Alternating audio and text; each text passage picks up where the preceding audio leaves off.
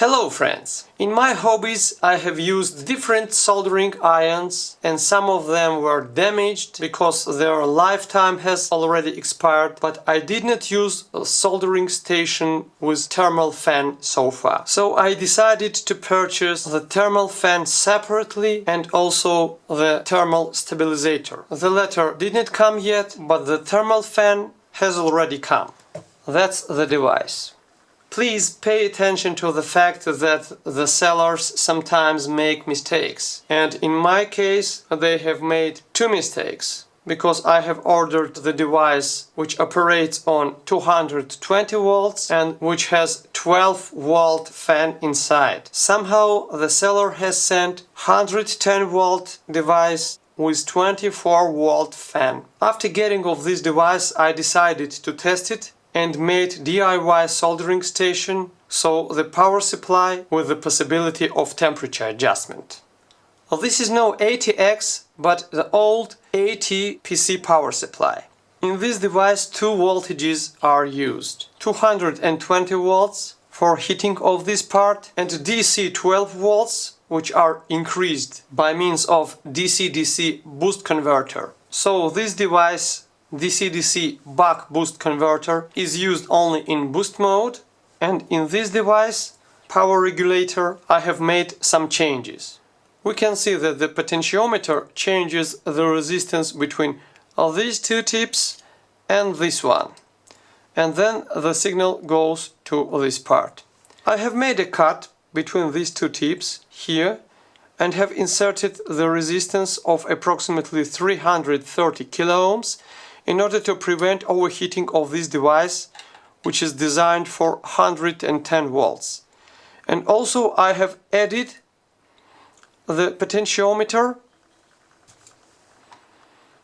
of 50 kiloohms for fine adjustments. So without the above mentioned changes, the voltage will be changed from approximately 50 volts to 220, and this part will be definitely damaged. But now this potentiometer is of coarse adjustment and this potentiometer is of fine adjustment. In this DIN connector we have output voltages. In the middle we have grounding, on the right side we have AC, and on the left side we have DC 24 volts. And to the most interesting about these two switches. After I switch on the power supply for my common needs, for example, I often need 12 volt output with these connectors. Well, these two switches are off. This switch turns on the DC-DC boost converter and the fan here starts working. But besides it, it connects the mains voltage to this switch. Thus, without this switch, so without the cooling fan, it's not possible to turn on the heater here. Only after that, this connector connects the main voltage through this switch and through this regulator to this heater. And the most specific moment of this review. I have no external thermometer or maybe a small one for installation into this device. But I have found the way out. Instead of a separate thermometer, I use my multimeter UT39C, which has temperature measurement function. But in this case I use exactly the measuring part which is installed into this device. This DIN connector is connected to the power supply with two voltages, and here we have the sensor,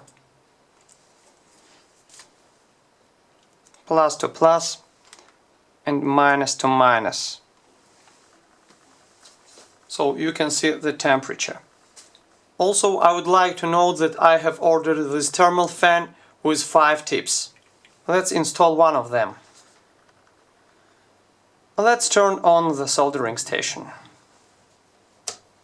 Now let's turn on the thermal fan.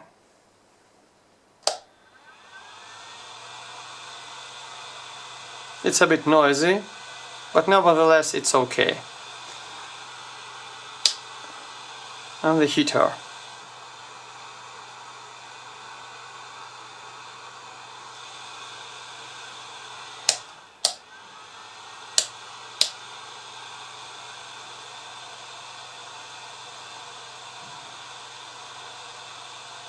So we see that the temperature increases.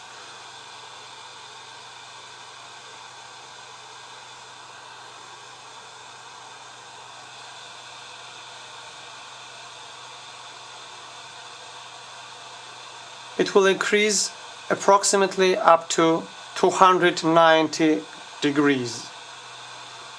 We can adjust the temperature by means of this potentiometer, and the temperature will increase faster. For example,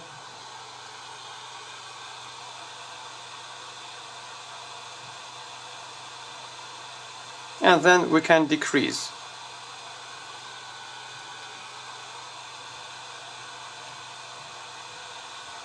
So in case we wait for 1 or 2 minutes, the temperature will be maximum 290, 292.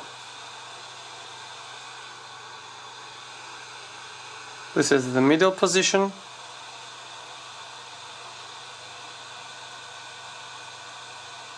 And in case of 2 minutes, it will be approximately 345. As to the maximum temperature, I have waited within approximately 10 minutes, and it has increased up to 485 degrees. As soon as we turn this off, the heating also turns off automatically. But don't use this method. Firstly, turn off the heater, let the temperature decrease, and approximately in 5 minutes turn this device off. So, in case you have a power supply, an external thermometer or multimeter with temperature measurement function, with the help of power regulator and DC-DC boost converter, you can build a soldering station, the disadvantage of which is absence of any automation. So you should not only adjust the temperature manually, but also to control it at least every minute. As to the heating fan itself, it works okay. And I would like to draw your attention to one more specific moment.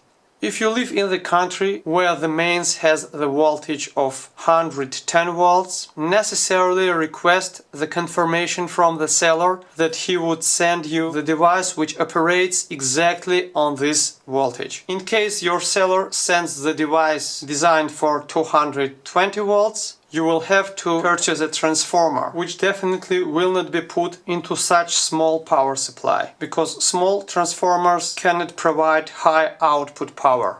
That's all for this soldering station. Thanks a lot for watching. Wish you good luck.